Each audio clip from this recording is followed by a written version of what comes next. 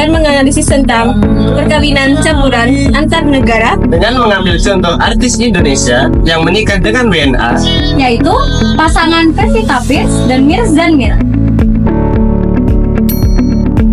Pernikahan campuran antara warga negara Indonesia (WNI) dan warga negara asing (WNA) telah menjadi fenomena yang kian meningkat di era globalisasi melalui perkembangan teknologi dan perkembangan media sosial.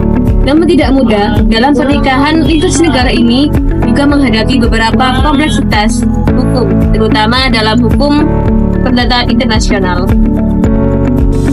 Dalam poster ini, kami menggunakan pendekatan kepustakaan, yaitu menelaah konsep, teori, dan asas-asas hukum, serta peraturan perundang-undangan yang berhubungan dengan penelitian kami.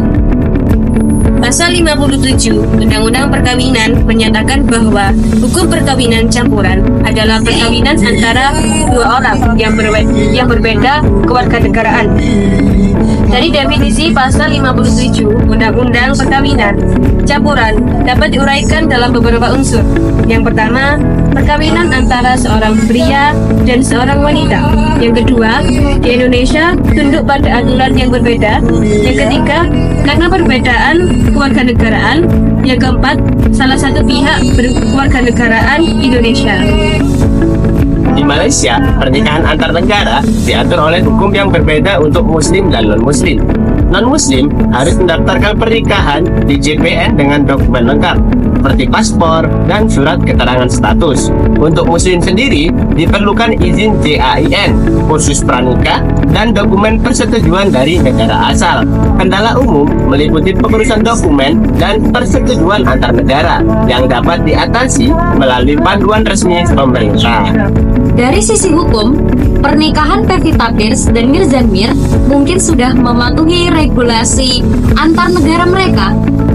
Tetapi, dalam pernikahan campuran ini memiliki tantangan administrasi, yaitu legalisasi dokumen antar negara yang harus diperhatikan untuk kedepannya.